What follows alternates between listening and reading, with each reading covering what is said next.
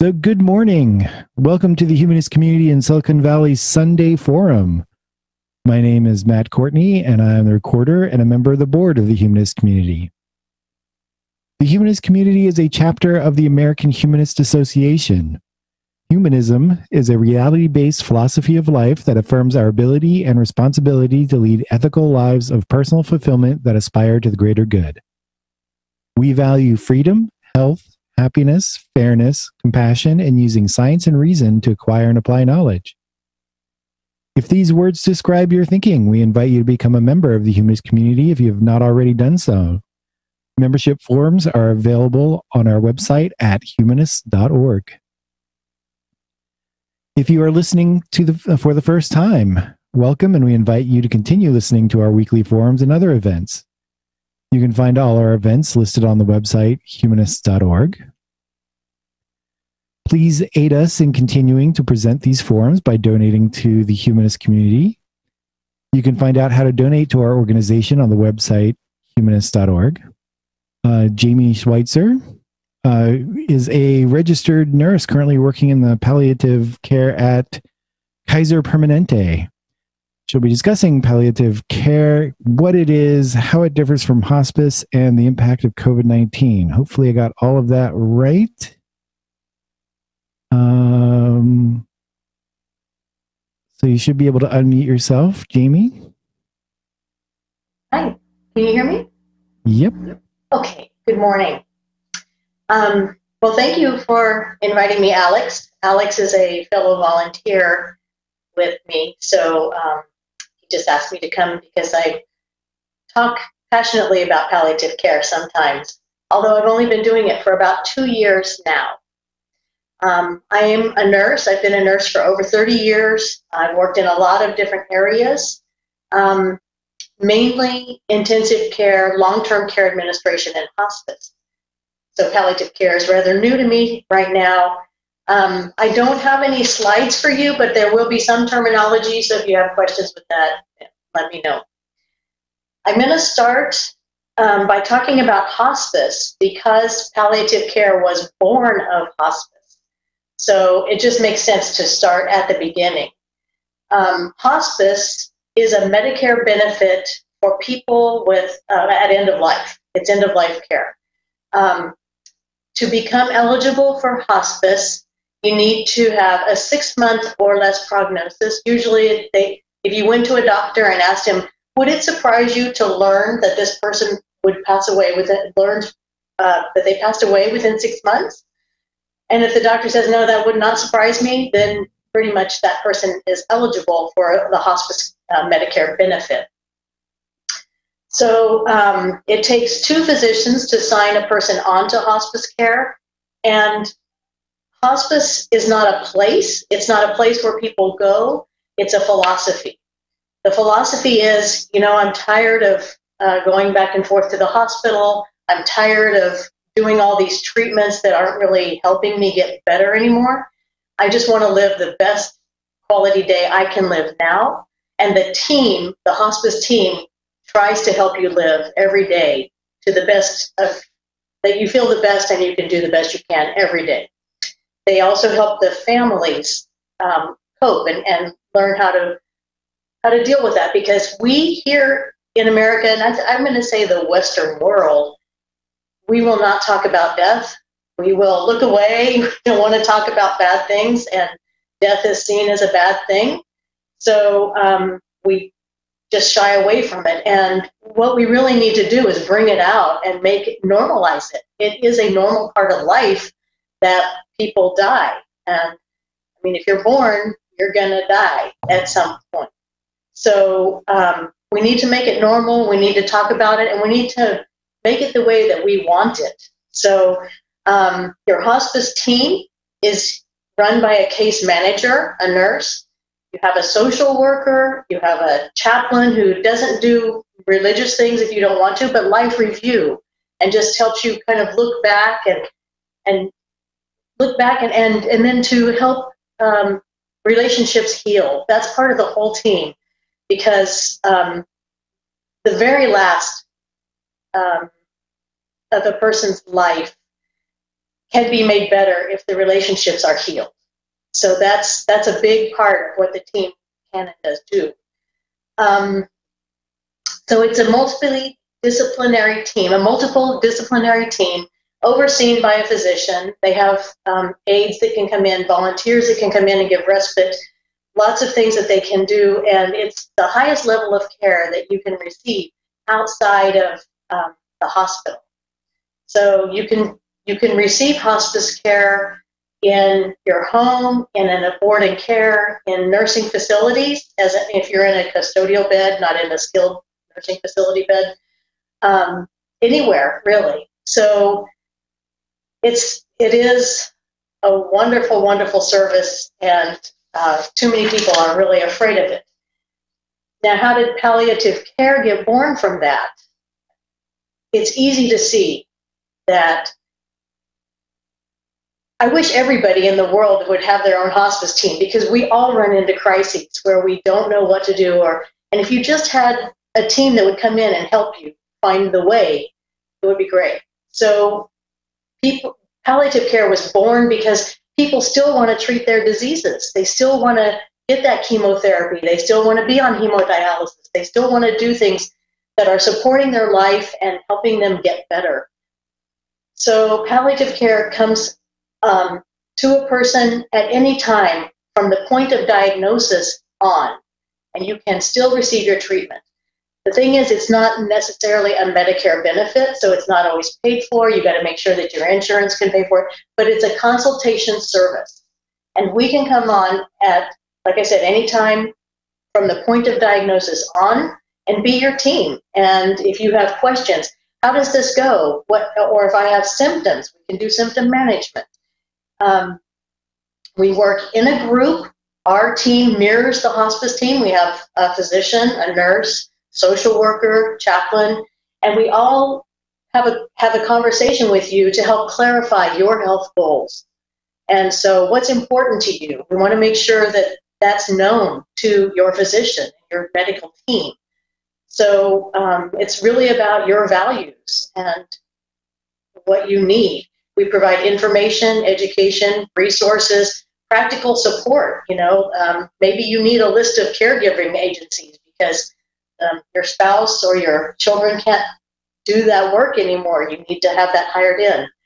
So we just try to be an added layer of support for everyone. And people get very nervous when you call on the phone and say, "Hi, your physician has asked that we have a palliative care consult." Wait a minute, you know something I don't know? No, we don't know anything that you don't know. We're here to be a support for you. And that's what, it does make people nervous though. They feel like that palliative care is the same and synonymous with hospice when it's not. So just know that there is that difference, that it's not end-of-life care. You can still be treating that. And so one of the questions that we're asked when we invite people for this consultation service is, well, what are we going to talk about? Well, what's important to you? That's what we want to talk about. Is it important that we usually start a palliative consult with, what do you know about your illness? And you can tell us and we'll say, oh, but there's a gap in what you know from maybe, we can fill in with some education. Or if you know everything, then we just start asking you, well, what's important? Is it important that you be able to take your dog for a walk? Is it important for you that you're able to still garden? And is it too hard to get up and down on your knees? Do you need something for that pain? How can we be helpful? We just try to ferret that out. But oftentimes, people are well managed by their physician's team, and we end up talking about things like advanced directive. And that's really the heart of what I want to give to you today is your advanced directive is an important legal document for you to write down things that you would say in a palliative care consult. What is important to you? So it's a legal document, and the very basic that it can tell you is who would talk for me if I wasn't able to speak for myself. And it's important that you be be thoughtful about who you're going to choose to do that. It's important that they understand they're actually speaking for you, not what their wishes are.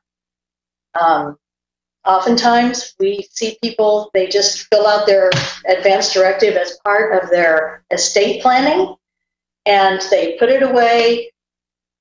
And maybe the person that they chose is, feeling like, I want to hold on to you longer than you actually want to be here.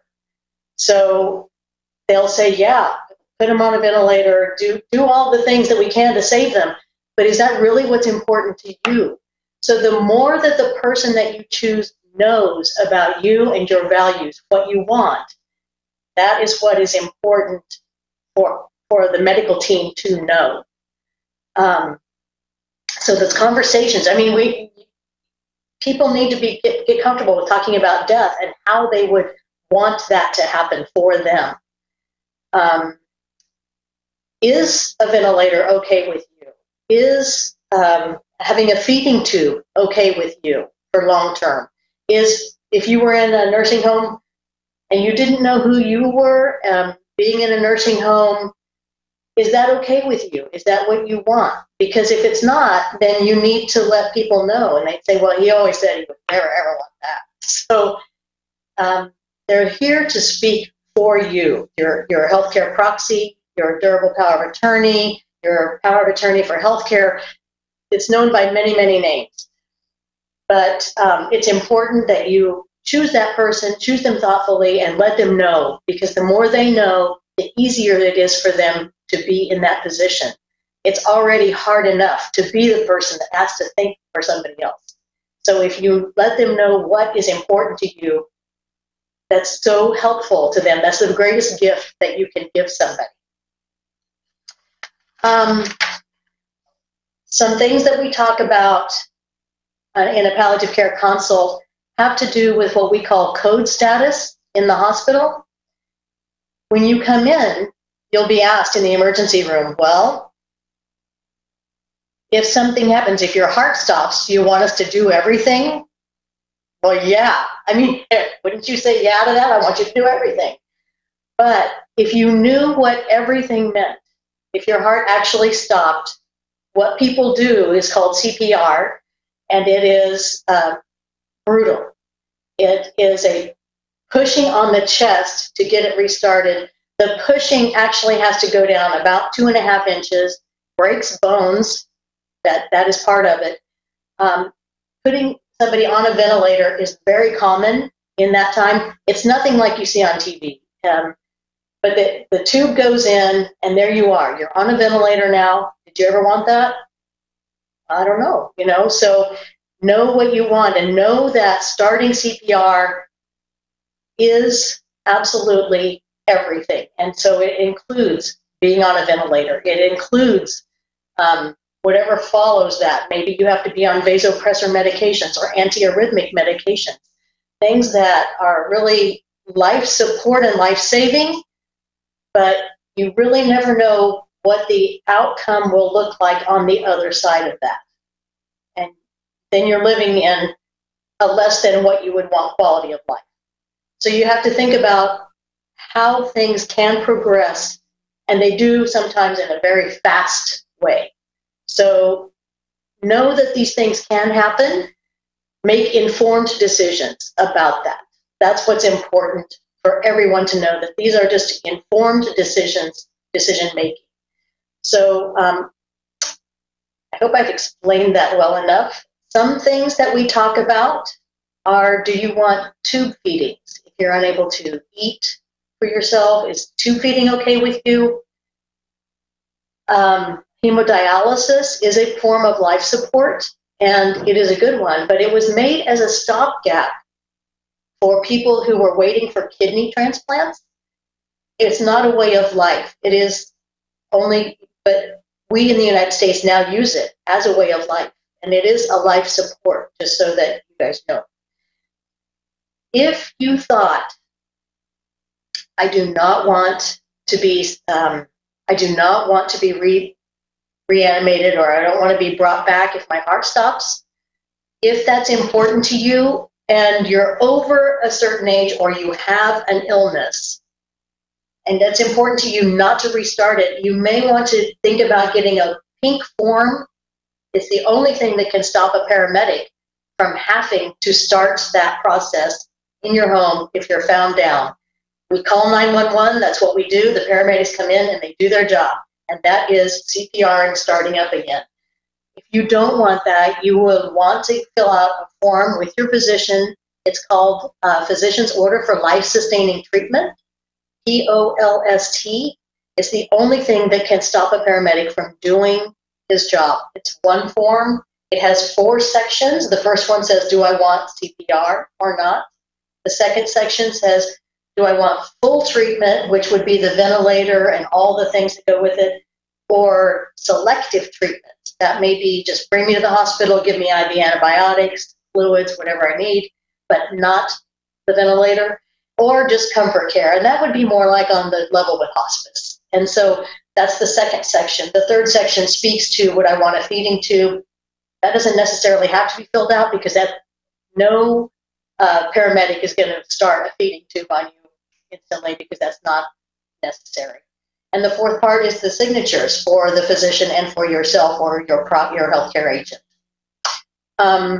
These are things that we talk about in palliative care, and these are things that are really close to my heart because I want everyone to make informed decisions.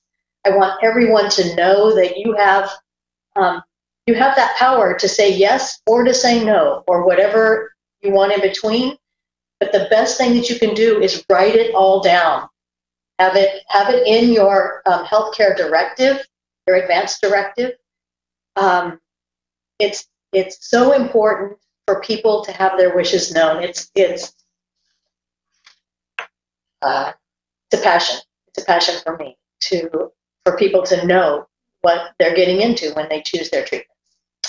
So some of the websites that you could go to learn more about palliative care, about getting a healthcare agent or getting an advanced directive.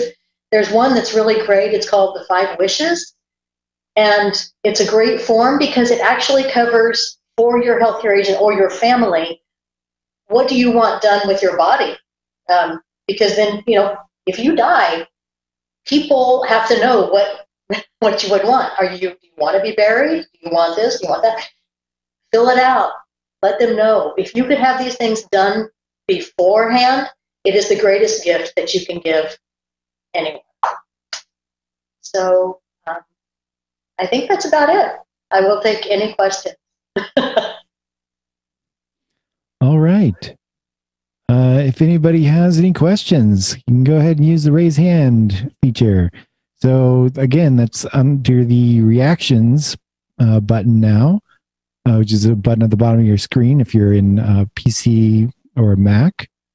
Reactions, and it should be the button right above. So we've got a couple people with their hands up. Senna and Alex first. Yeah. I had a couple of comments. Someone suggested that if you've got a pulse document or whatever it's called, you should keep it on the refrigerator or someplace convenient. The pulse? Because they actually have to see it. Yeah, the pulse. The pulse is it is displayed on the refrigerator. Most of the time, that's where the paramedics are trained to look for it. I see. But it's a bright pink form that calls attention to it. You can put it in a manila envelope and write POLST on it, and then put it there so they can still find it. Some people hang it over their bed. It's just wherever it can be handily gotten and given, so that it hadn't never occurred to me to check whether my insurance would cover palliative care. I suppose that's something I should. Yeah, I don't know what it would cost actually, but I do know that it's a service. So anytime your doctor refers you to a service, you're going to have a copay with that. I'm seeing a chat, I think, but I only see part of it. Do you not see the chat? There's a chat button, should be at the bottom of your screen. Okay. And then, yeah. So let's see. I'm curious that you say dialysis is life support and not a way of life, no matter its origins, is not a life-extending treatment. Yes, it is a life-extending treatment. You mean for people who, for other reasons, are hospitalized will not benefit? I'm not sure I understand. It's from Alyssa?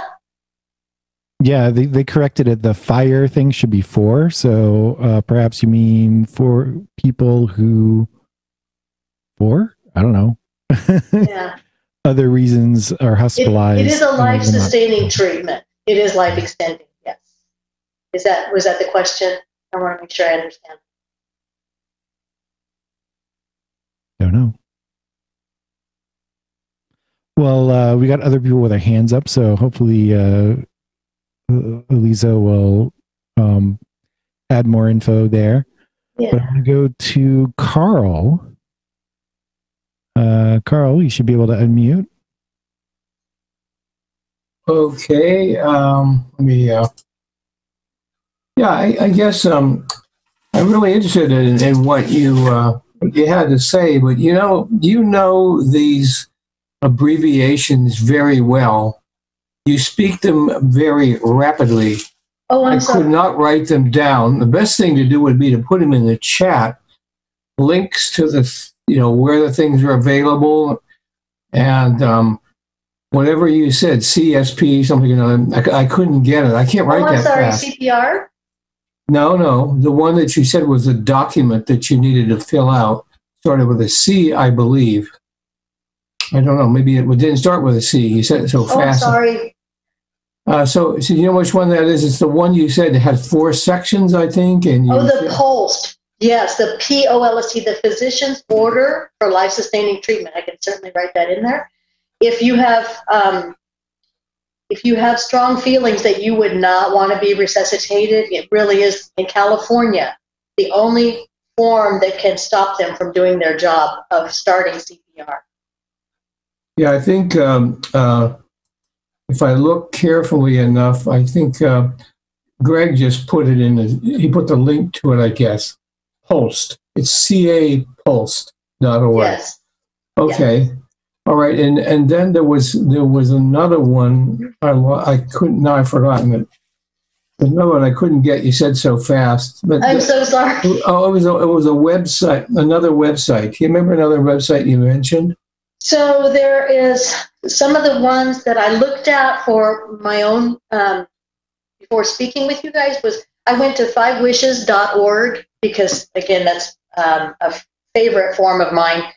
Health care directives come in many forms. So, okay, so the 5 wishes is, see, when you say it like that, is that 5 wishes or number 5 wishes or but wishes?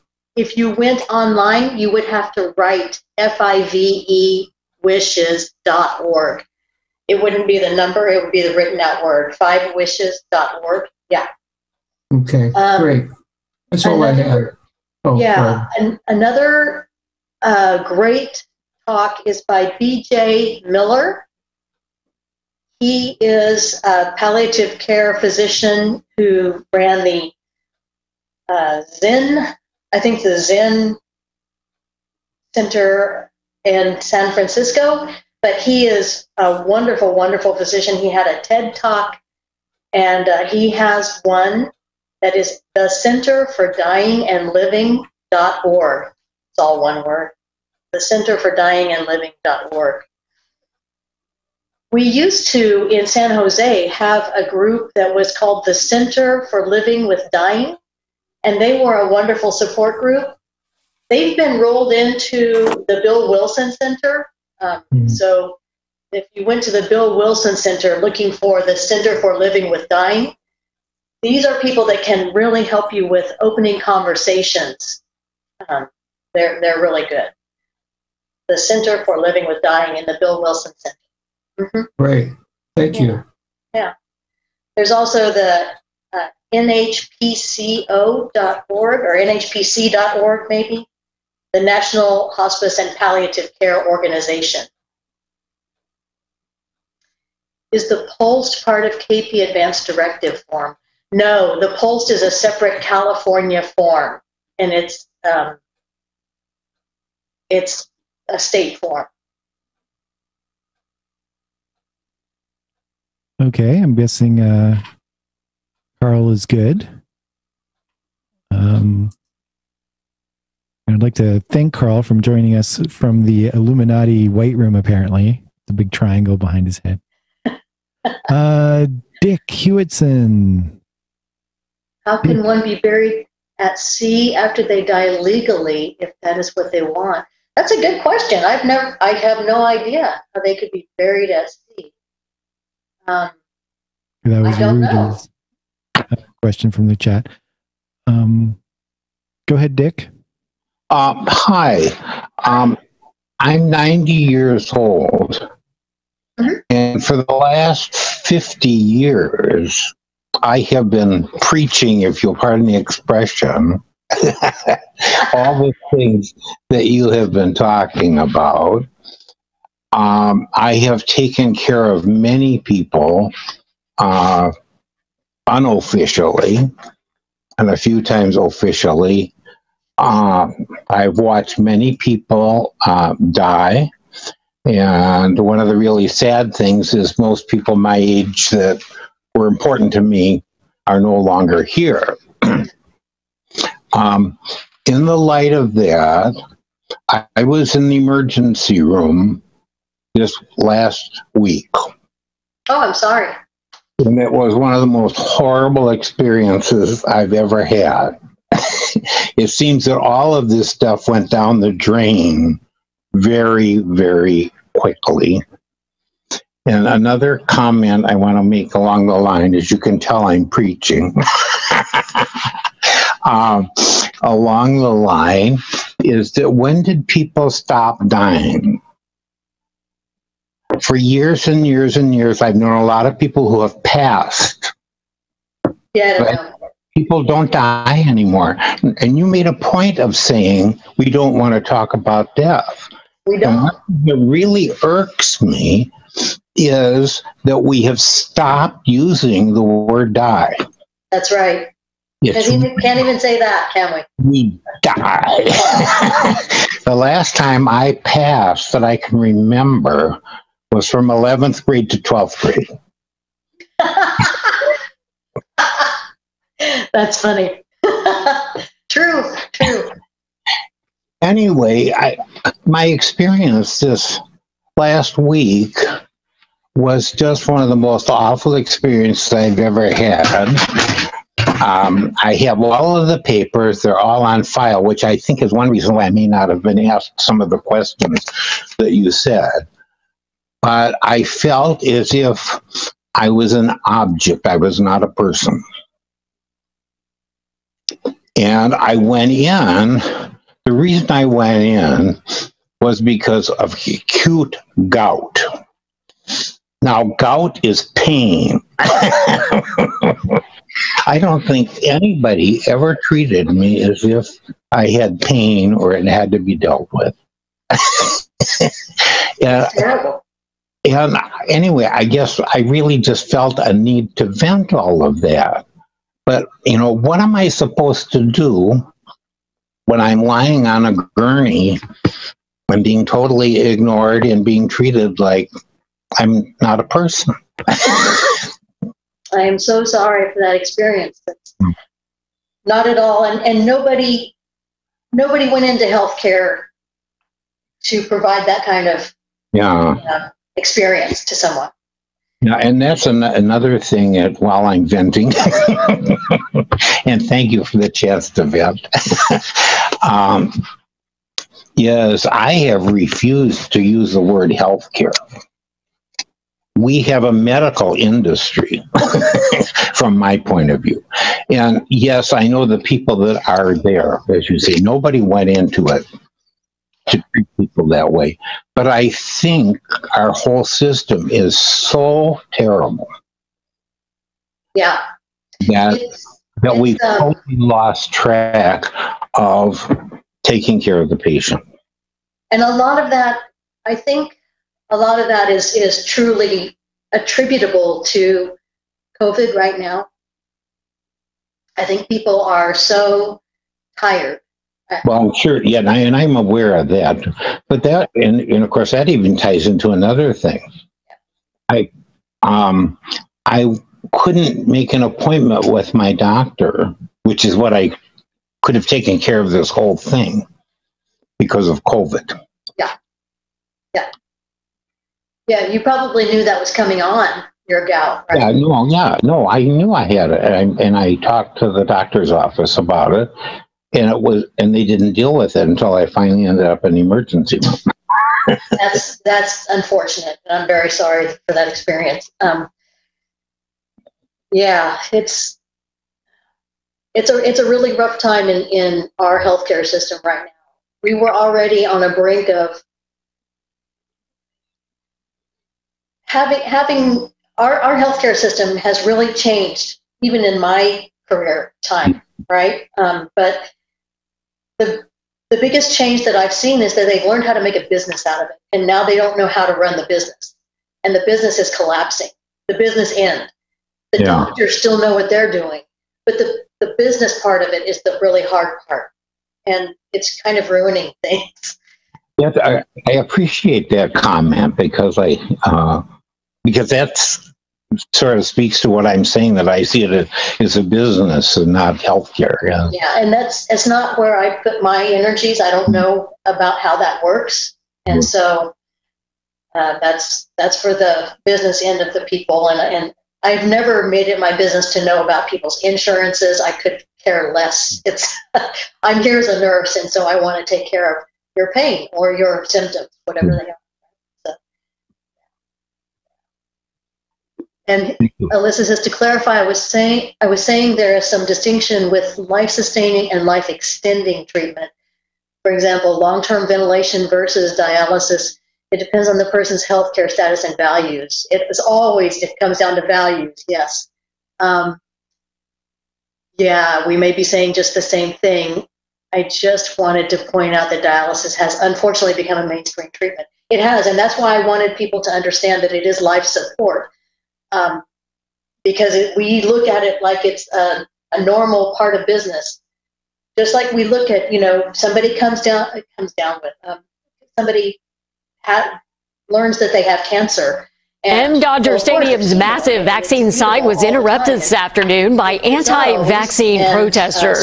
The group came carrying anti-vaccine signs and stood right in front of the entrance to the drive-through vaccine site. Police escorted them off the property and made sure the entrance was clear for everyone who was waiting to get shots. The gates were heart disease of any kind, congestive heart failure or some kind of arrhythmia. It's scary. It's scary to think about some kind of diagnoses that you've been given, and how can I, how can I make that better? I just saw the Neptune Society has a burial at sea option, so that's great to know. Thank you. Okay, we got a lot of hands up. Go with Marion. Should be able to unmute yourself. Great. Okay. Thank you. Hi, Marion. Hi. So I already have a pulse. I have the 5 wishes. I have the advanced directive. By the way, the 5 wishes took me about at least 10 years to fill out. Thank you for doing that work. That's work. Okay, but I don't really understand if an emergency team comes. Can't think of what that's called, but the ambulance. Paramedics. Thank you.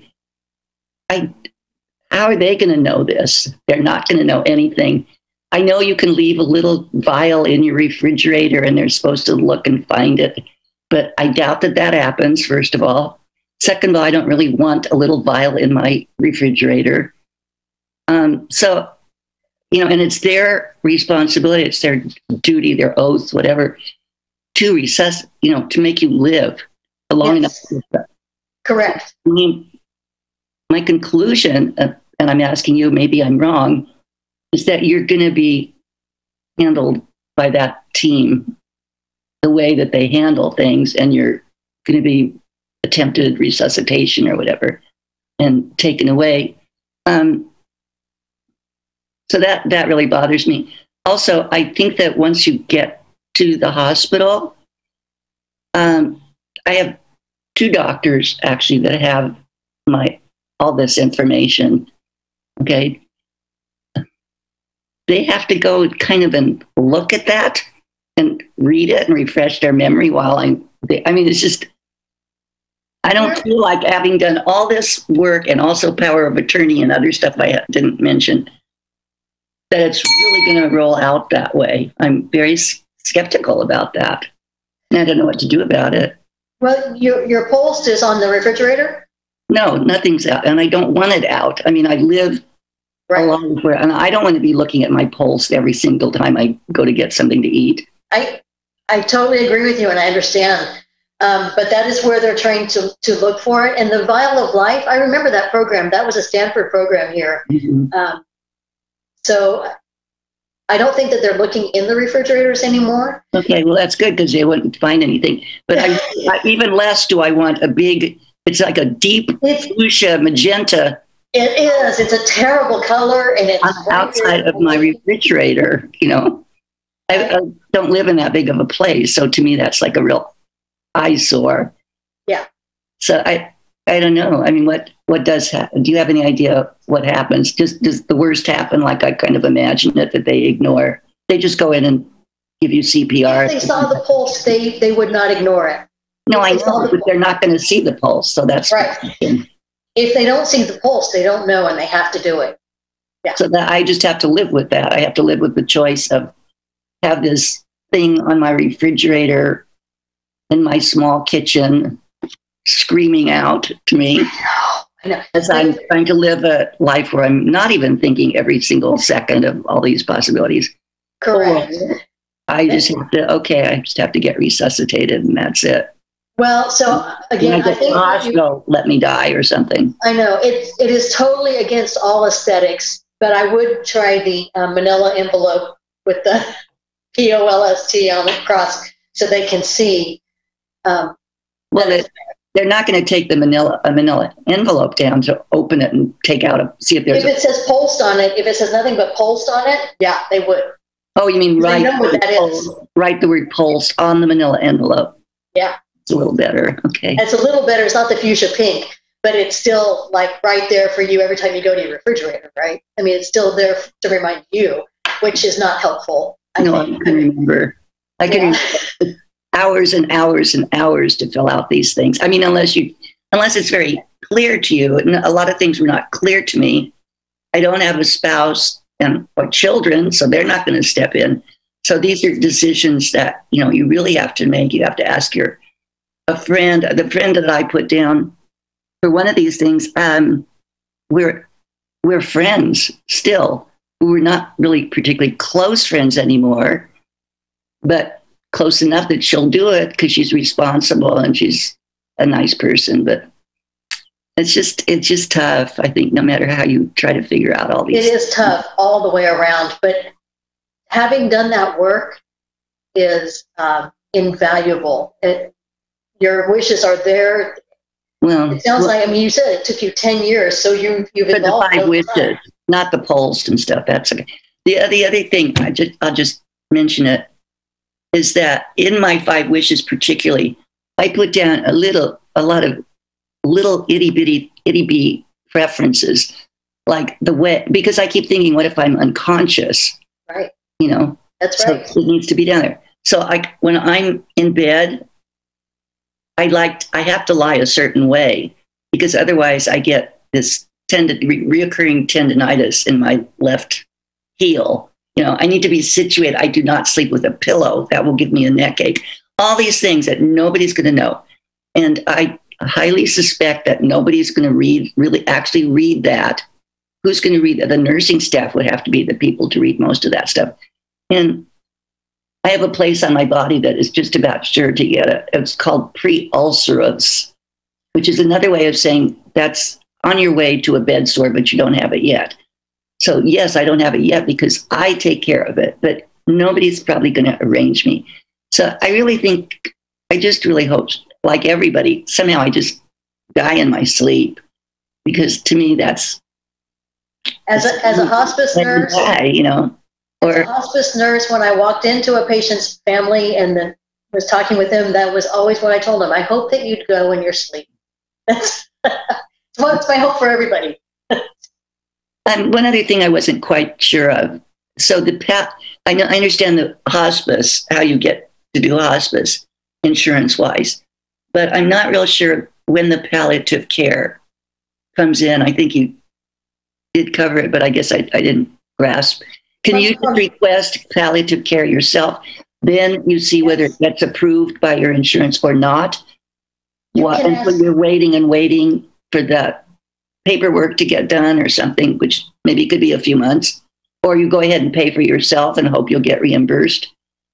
Yeah, there's always that. I mean, I don't know about the insurance issues, but if you feel like a palliative care consultation would be helpful for you, you can request one from your primary care and they can write a referral. Because at any point from the point of diagnosis on. So, but does the palliative care cover just this consultation? I thought maybe it went a little bit beyond that, where it would actually see that you're not maybe on hospice, but now you have at least someone that gives you pain medication, say. But I guess what you were saying, so tell me if I'm right or wrong, I guess. You can get the, from the consultation, you will maybe get a referral from a doctor, or one of the referrals will be for home care agencies or something like that, and then they will take over. And as long as medication is prescribed, they will get it to you if you're no longer able to go out and get it. That's how that works. What does this palliative care consultation lead to specifically, other than me, having someone to talk to and to, what specifics, like, does it lead to clicking in with home medication, or is it still me ending up going through lots and lots of brochures? There's a zillion home care places out there. So palliative care is just that, a consultation service. Yeah. And so the care, the 24-hour care, even if you're on hospice, even if you're just at home and you just need extra help, all of the 24/7 care, that falls to the patient always. That hospice can't cover 24/7 care. Palliative care can't. Medical physicians can't. The highest you can do at home, still getting treatment and stuff, is home health. But those nurses come in once or twice a week, or sometimes more if there's wound dressing changes. But for the most part, yeah, it's once or twice a week from the nurse, and then you can have physical therapy, occupational therapy, those kinds of things through home health. But the 24-hour hands-on caregiving that wears people out, that's what wears people out. That's exactly what patients and families have to pay for, and that's the most expensive thing. And that's one of the biggest items that comes up in a palliative care consult. But a palliative care consult doesn't have an end. It doesn't have a goal in mind other than helping the patient at the moment fill in those gaps of knowledge deficits or resources if they need them. We can provide those lists like you're talking about. We can, whatever practical help that we can see that will help you live a better quality of life. That's what our hope is for you. We hope that we can help you understand your own values, because people really don't know how to think about the medical community. They are going to come in and they are going to resuscitate you unless there's that pulse. They are going to, these are things that are going to happen from our community, because we want to make sure our default is do everything in the medical community. And we can do a lot. We can do a lot, but we can't do everything. We can't keep you alive forever if you're on your way out, as it were. Thank you. Thank you. Okay, we have a lot more hands up. I want to go ahead and go to Dana and Jerry.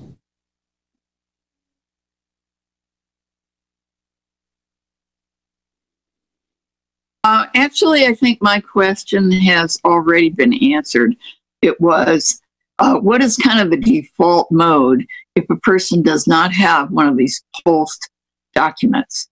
And so that what is the state or the hospital system legally required to provide? And it sounds as though it's a full spectrum of like resuscitation activities, and some of which could be quite unpleasant and invasive. And so if people want to avoid that, then they would consult with palliative care to limit that. That's sort of the understanding I'm getting of this. No. If you want it limited, you need to fill out your advance directive and say so, and or the PULSE form if it is a form for you that if you have strong feelings not to do everything, then fill out the PULSE form. And you do that with your physician. The physician has to sign it or it's not valid. That's why it's called the physician order for life-sustaining treatment, and that's the PULSE. And I see, okay. I see there's a question that said they still don't understand the difference between palliative care and hospice. Hospice is absolute end-of-life care, and that is a team that comes to your home, and you have decided, I'm not seeking treatment, but I need help now, and we are there for the end of life. Palliative care is a consultation service, not necessarily having to do with end of life, but we are here to help you clarify your own healthcare goals as a consultation service. So it's just a consultation, but it helps you understand your diagnosis better. We can provide information, education, resources, but palliative care, a consultation will look different for every person because every person has different diagnoses and different needs. Maybe you have your advance directive filled out and on file with your physician, and maybe somebody else doesn't, and they don't even know that there is a possibility of a PULSE form, and that would be appropriate for them. So that's what palliative care can help you learn about. We help people learn and make informed decisions at times when they may be deciding, do I want to go for that treatment or do I want to let this run its course? And we can talk about how those trajectories can look either way, depending on but hospice is an absolute choice. I'm tired. I don't want to treat this anymore. And the doctor says I have 6 months or less. I want my hospice team, and I want to be kept at home and kept comfortable. That's what I want. Does that help? Because I was just, like I said, the difference between hospice and palliative care is all of hospice is palliative care. Not all of palliative care is hospice for sure. We are growing out of them. We're away from them. I had to experiment to find out which medication was casing blood in my urine against my doctor's wishes. I succeeded. I had similar experiences. So in a way, I'm my own doctor. I found out that any doctor can sign your PULSE. So I'm tempted to sign it myself as a doctor. The people responding to 911 won't take time to check who signed as the doctor. The only thing is that the doctor, you'll have to know your doctor's number. Doctors are assigned certain numbers that they write down on, say, an opiate prescription or something. I don't know if it's the same number, but it was their license number. So you'll have to know that on a PULSE. I'm just responding to Rudy. Thanks, Rudy. Okay. Have Senna and Alex. You're on. Yes, I wanted to say a few words about communication. It's based upon a recent situation, not so recent, but I'm not going to go into my particular situation. But I want to say that with two adults, or maybe a mother and a young adult, if you must be sure to communicate. The person who's having a problem must be sure that the other person understands what the problem is. And if the one if the one who is having a problem wants to go to the hospital, you should be sure to be able to tell the other person why you want to go, and when you get to the hospital, you should be sure that the hospital understands what the problem is. All of this did not happen in my own case. And if it's something you don't understand, be sure you understand. Both people should understand what is going on, and be sure to communicate it to the doctors or anybody, that the person at the desk, anyone that needs to know. So once the person is admitted, be sure you know why, that they're not under the impression they're being admitted for something else. If you go to visit them the next day, for instance, and they're acting very strangely, and you don't know why, be sure to find out why, and be sure that the person who is undergoing this understands what's happening, why is being treated the way he is. And just communication all the way through. If it turns out that there's a lot of misunderstanding and the person shouldn't really be there at all, you should be willing to communicate that to anybody involved and get them out of there. I can't say too much about, and afterward, after they finally are released, because the person didn't know to try to get them out of there, and they finally are released after a long, unpleasant experience, be sure to communicate that you're really sorry that this happened, that they had to undergo such a terrible thing for no reason that you had any understanding, or nobody knew what was going on, because somehow it just didn't come up. It just got whisked away and pop into this wheelchair and off you go. And so afterward, things are going to be very strange. Like he has to wonder why he didn't get to be taken away when he asked to be gotten out of there, and saying that being so strange you wouldn't know how to cope with it. So you have to stay until you're better, or at least until you're not a danger. And I'm so glad that you. I'm sorry. There's a lot to apologize for about all that, and I will never forgive myself for it. But I just want to be sure that other people know that the importance of communication right on down to the end, including, understanding what the other person is feeling afterward and what you yourself are feeling and of regret, has got to be out there. That's right. That's right. And thank you for bringing that up. That's what I said. We start our palliative care consults by saying, what do you understand about your own illness? Mm-hmm. And we try to make sure that you have all the information that you possibly can about your own illness. And hopefully, the palliative care consult is designed to have your family and your health care agent with you, so that everybody is hearing the same information. We want everybody who's on your team to be with you at your palliative care consult. I was at my uncle's, and it was the most empowering thing. He had stage 4 lung cancer, and the biggest thing that he wanted was to go to his office and finish some work. He was a lawyer. And we had to get him up some stairs without becoming breathless. And that the palliative care team did something so small and easy as providing him with oxygen so that he could walk up the stairs with his portable oxygen, so that he could get to his office and do what was important to him. And then he could go home and be fine.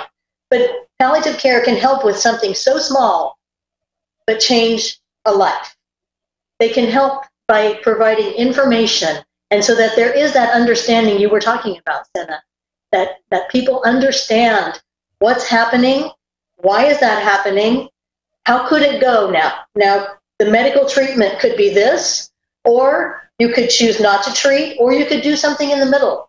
The options are so vast anymore in the medical world. We can do a lot of things to people, to them, but we also maybe just don't sometimes we just need to let people tell us what they want.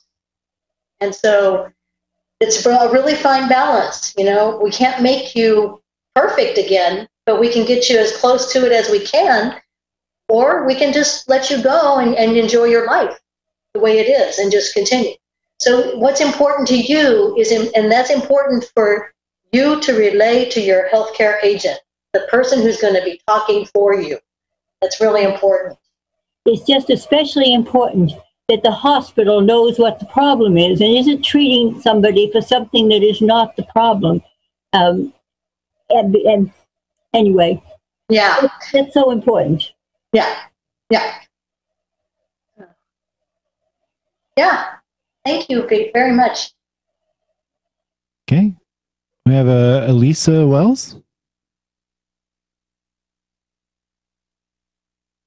Hi. Hi, Elisa. Thank you. Hi. Thank you, Jamie. Such an important topic.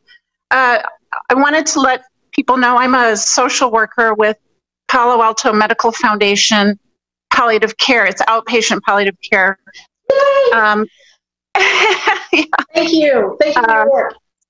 Of course. Yeah. Amazing way to support people. And I just wanted to mention for people with questions about insurance coverage or the kind of support at PAMF, we're considered a specialty practice, a specialty department. And so we get referrals from other physicians, whether another specialist or primary care, who can help determine whether you're eligible for the service.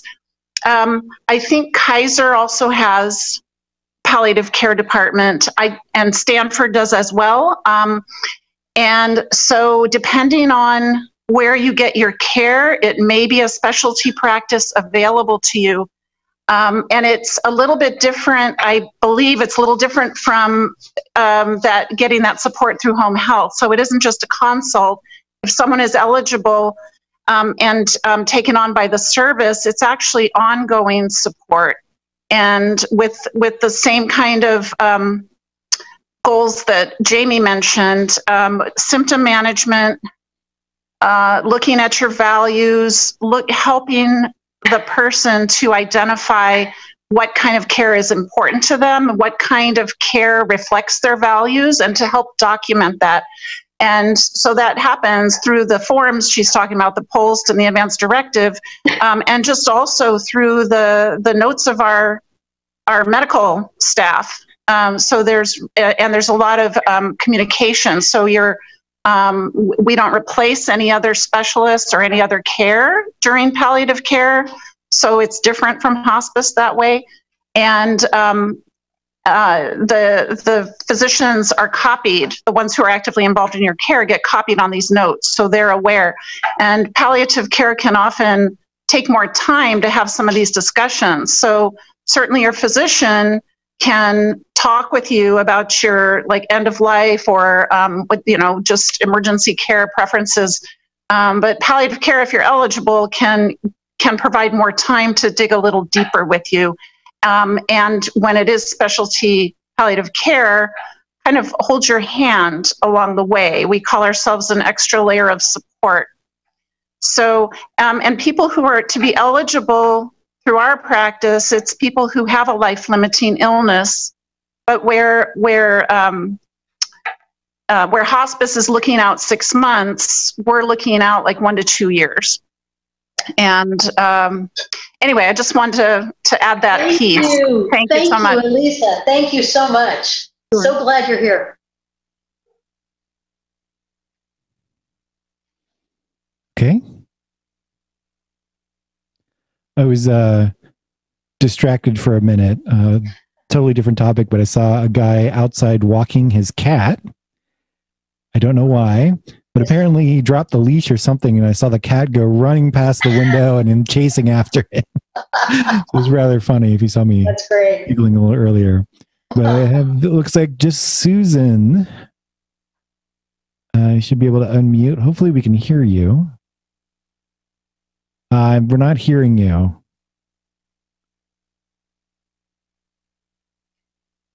Oh, she's not sure if her mic is working. Yeah. Anything? You can also type your question in the chat if you have something. Okay, I think she'll. Oh, she's asking how you spell palliative care. All right. I don't see anybody else with their hand up. Okay. So go ahead and raise your hands if you have anything. We got one. Okay. Senna and Alex again. Hold on just a second. Yeah. I was wondering. I imagine that the COVID epidemic has affected your work too. I mean, you have to wear masks. Are there any other special problems these days? And our team doesn't go into COVID positive rooms, and we are doing most of our stuff over the phone now. All of our consultations, as much as possible, are over the phone. We're still trying to maintain distance between ourselves because on Zoom also.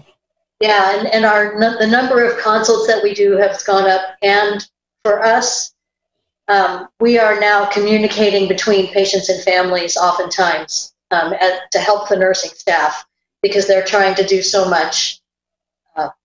I was also wondering, was there some special event that got you into palliative care, some special interest? A friend of mine asked me did I want to try it, and she and I had worked hospice together, so. Okay. I was like, oh, I can try.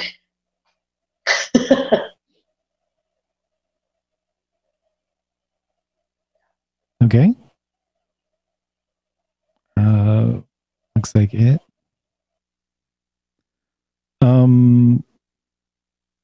Did you want to look at the, is that a question in the chat?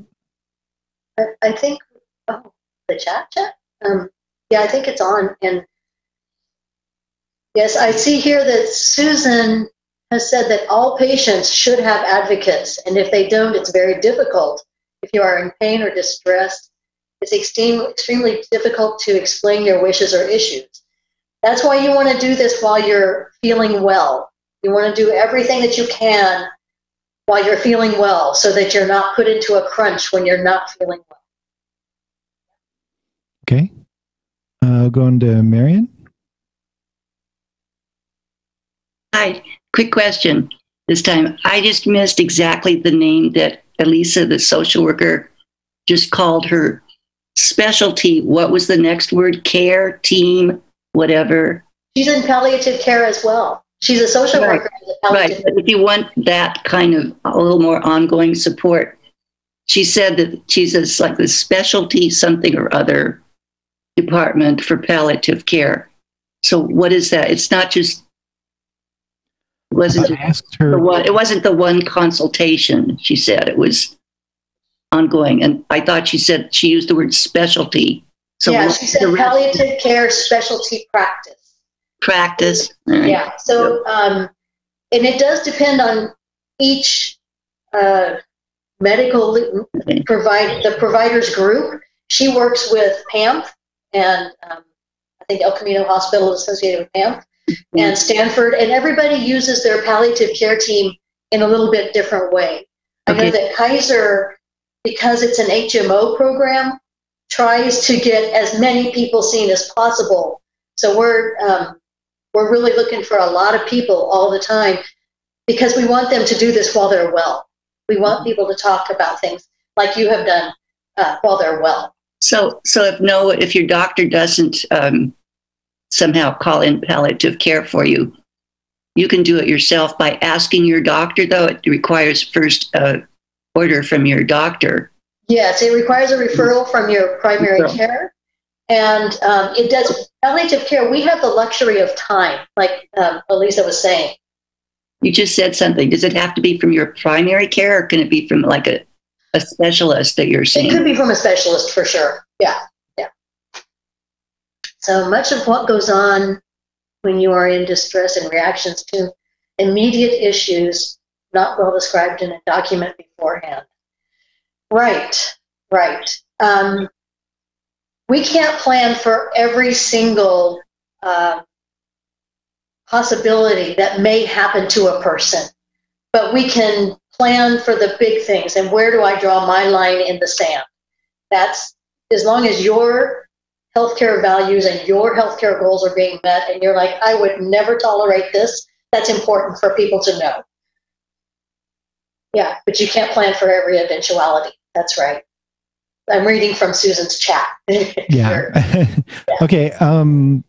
There are no other people with their hands up right now, so I'm going to go ahead and allow everybody to unmute themselves so we can go into a general discussion. So when we go into a general discussion, you'll be able to unmute yourself, but be aware if more than one person is talking at the same time, we can't hear anybody. So please try to be careful about that. Also, I'm going to be holding up a white card because this is where we'll do an edit for the video. And that's just for the editor, so you just ignore me. Other than that, why don't you go ahead and start the discussion?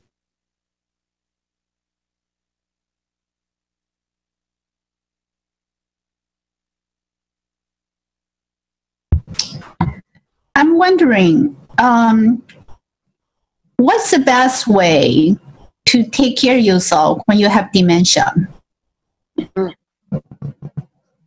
I mean, you probably have seen a lot of patients who are dementia, right? And, you know, I mean, if you think you might have dementia one day, what would you do today?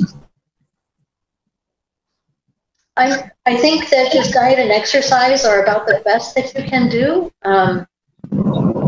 Right. I'm not talking about preventing you from getting dementia. I mean, in case you do have dementia, okay, how would you prepare today so that, you know, you have some quality of life or whatever?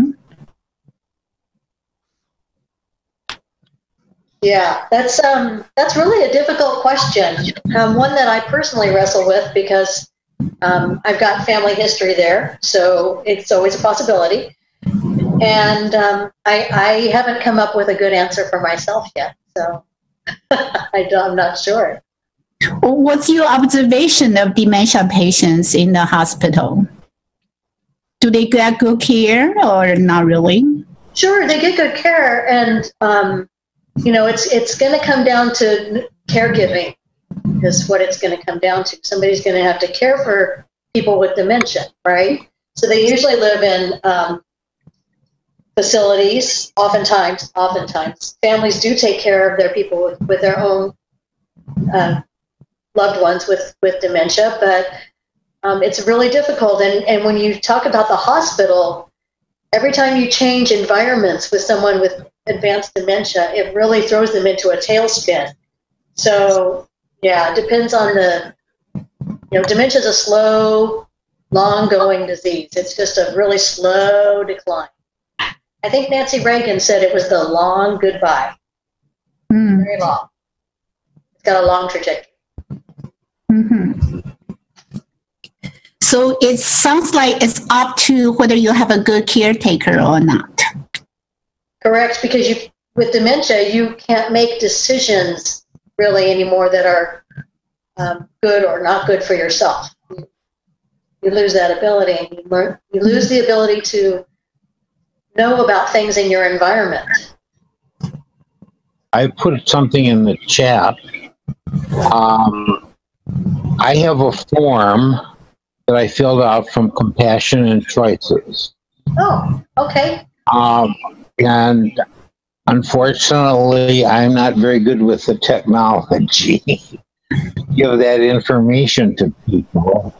But my guess is if you went to their website, you would be able to download the form. I filled it out, and it's along with all my other papers. And basically, you put in there what you want. You reach a point that you can no longer make those decisions. It's a well done form. I'm going to look at that one. Yeah, if I can figure out a way to find it today, I'll put it in. If not, I'll Google it. Compassionate Choices. But it's a very fine form, And it lists things like if I reach a point where I don't recognize other people, I don't know who I am. It has all of that kind of stuff in it. This is how I want to be taken care of. That's lovely. Of course, with my luck, nobody will pay any attention.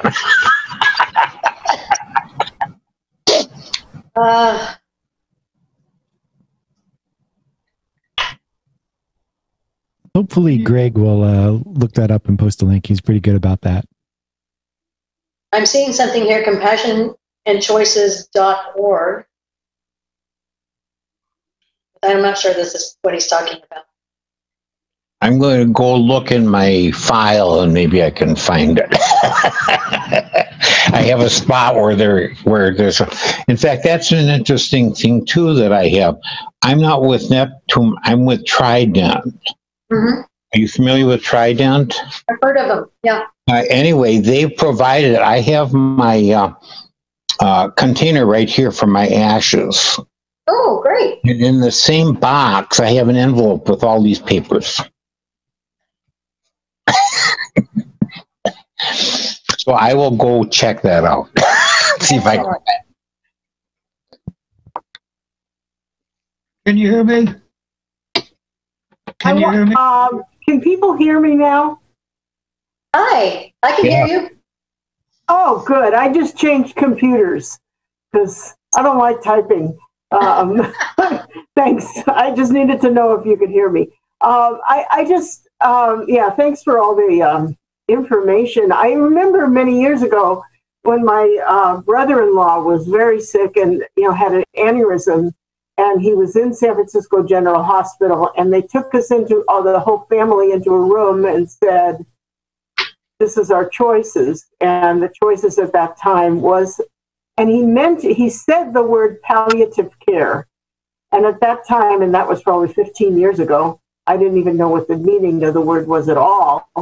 But it seems like the same. It still seems like the same to me, that he was given as much drugs as he could to make him feel comfortable.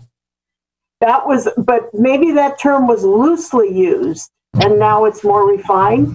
So there are many physicians that still do not know what palliative care is and the difference between palliative care and hospice. We're still educating our own medical community.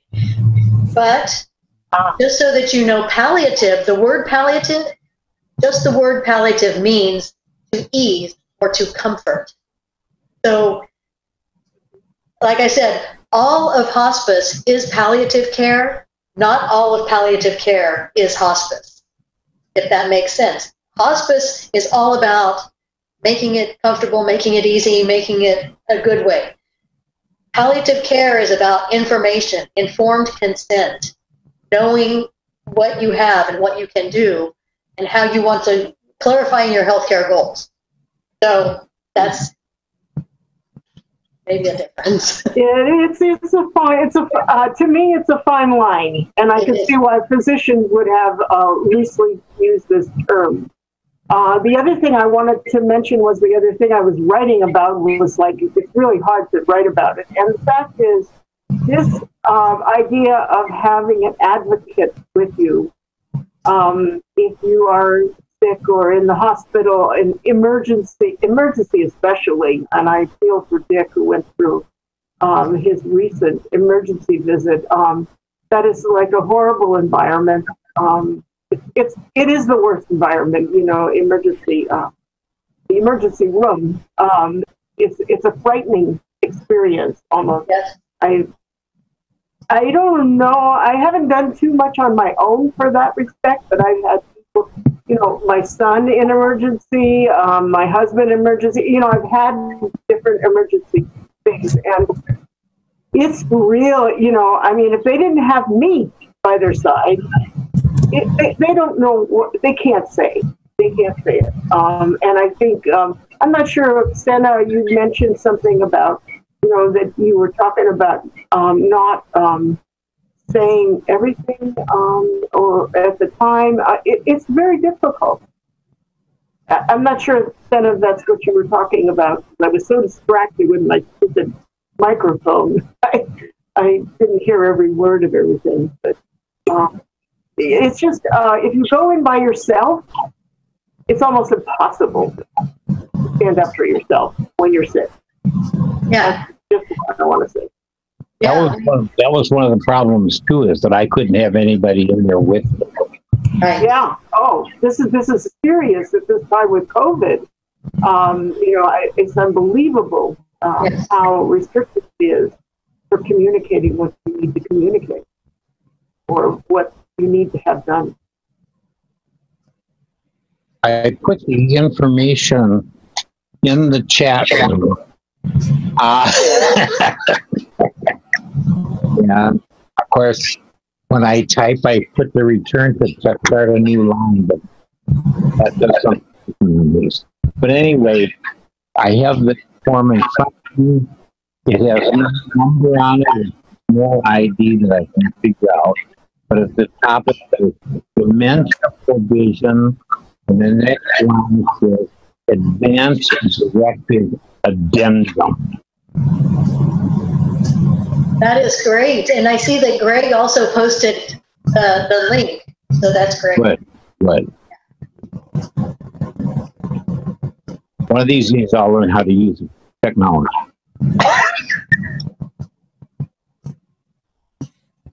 I have a significantly different question, which is, I'm 73. I've been in the emergency room maybe a half a dozen times, but I've never spent a night in the hospital. So I've actually never had to deal with any serious issues. Just watching this forum has been rather distressing for me. Oh, I'm sorry. No, it's okay. I mean, I need to prepare. I mean, at 73, I can't expect to be around much longer. So, I mean, my family history is my parents, my fathers and my grandfathers died in their 70s. So it's a good thing that I'm here watching this, but finding this distressful, I'm wondering how I can do this pulse stuff and advanced directive and all that kind of stuff without being overwhelmed. I just wondered if you might have a suggestion. Take it one step at a time. Yeah. Well, I'm sure you're right, but is there anything else? Yeah. So I relate to what you're saying, Jerry, because I have been saying up until the last 2 or 3 years, the only thing I've suffered from in life was good health. And so I've always said, I bet if I ever end up in a hospital, I will be a terrible patient. And I was. But it is interesting because a lot of people go through things like this throughout life. And those of us who don't ever face it are ill prepared when the day arrives. Yeah, that's the thing. I'm realizing I'm ill prepared. Yeah. So I really understand what you're saying. So does anybody have any suggestion about what I can do more than one step at a time? Jerry, the post is very easy to fill out. I mean, it's just got it's one page. And you've just got one question, which is the 3 choices of the level of care. I knew I didn't want, the most care. And then I wavered back and forth a little bit about the other 2, whether you want everything done except intubation. I forget how it's marked. You just figure that out, put a check, figuring it out, put a check, and send it to your doctor to get a signature on it. I would start with that one. I guess 5 wishes takes forever. I want to say to pick your healthcare directive, your healthcare agent.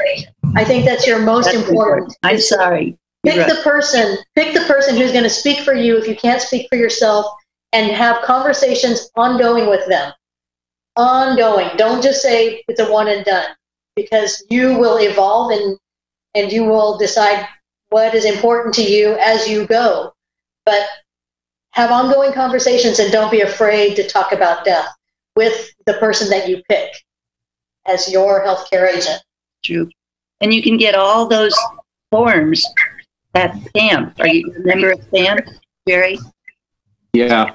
Call them and ask them to send them all the forms, or download them all if you'd rather. But get them all there, and then just go at it, and go through a whole period of anxiety, intense. Right? So Stanford is having a class at this moment. It's a 2-week class on Thursday, and the subject is about advanced care directive. And you already have the first one, a few days ago. It's going to have the second one next Thursday. I think it starts around 5 o'clock or something like that. Anybody can sign in, but I don't know, they may have a space limit. And they do talk about this thing, all these forms you need to fill out. They give you homework, and it might be easier if you go through this with a class. That's a great idea.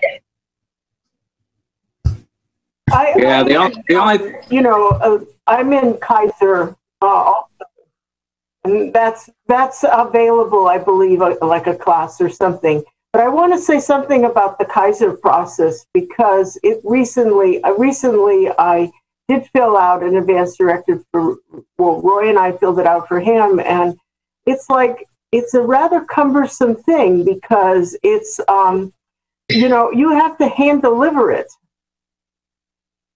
to Kaiser, either by mail, which I don't trust, or go in and hand deliver it, and you hand it over to somebody.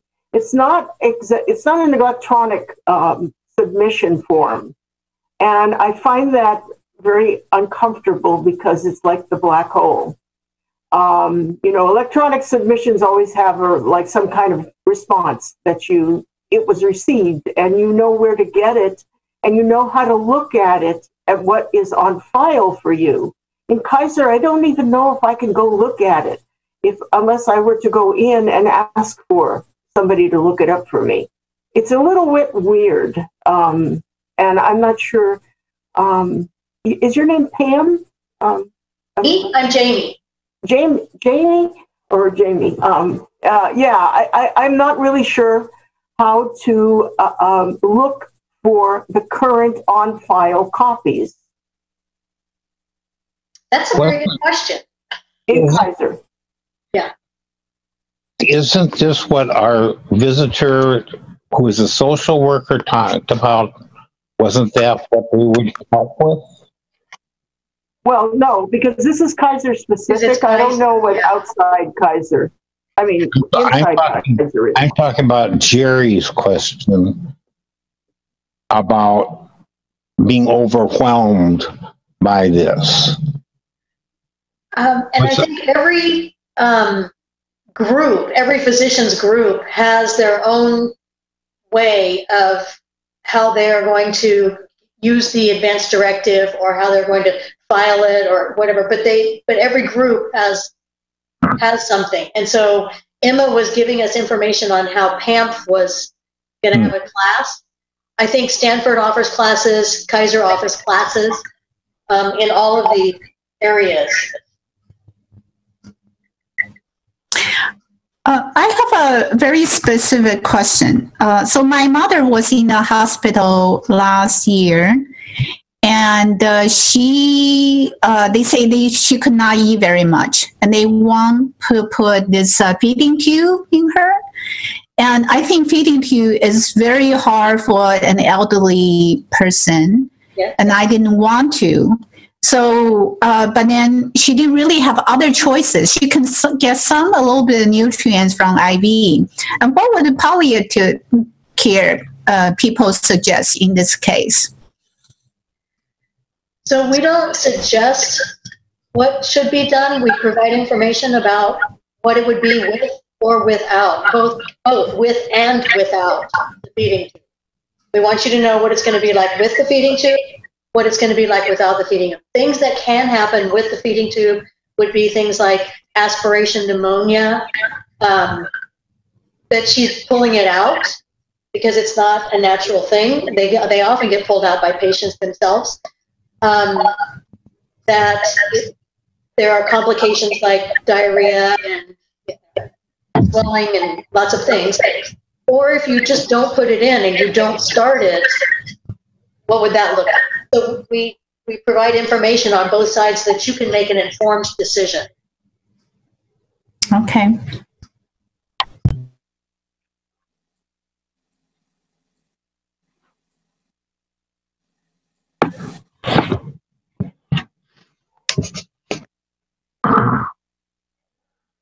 I hope that everyone will find their healthcare agent and fill out an advance directive, just naming that person and having all the conversations that you can with that person, and write everything down is the best way. But it is a cumbersome process. It's scary. It's anxiety provoking. But the more we talk about it with each other, the better it is. What do you think about professional fiduciaries? Do you think they are worth their money, the money you pay them? I've seen good and bad fiduciaries. Okay. How do you know which one is good and which one isn't good? I think usually they're in there, just like the medical people, they're in there with a good heart. But you just check up on them. How is this going? How's that going? Because they're there to watch, right? They're there to make sure that no abuses take place. Okay. Does it work that you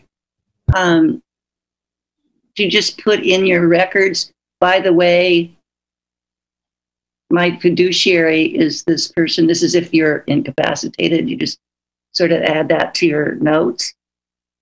Or how does anyone hook up with this? Where does that fiduciary fit in as far as planning for yourself? Fiduciaries come in lots of different ways and stuff. Sometimes they're just overseers of executors of states or whatever. But the fiduciaries, the last fiduciary I was in contact with, the family actually pointed me in the direction of, well, they have that fiduciary. We're not touching their stuff. And I was like, okay. And so I got a hold of the fiduciary. And they made the decisions instead of the family doing it, which is interesting. They make decisions that are having some medically related, or mainly financial. I thought it was more financial also. In that case, it was medical. Yeah, usually it is financial.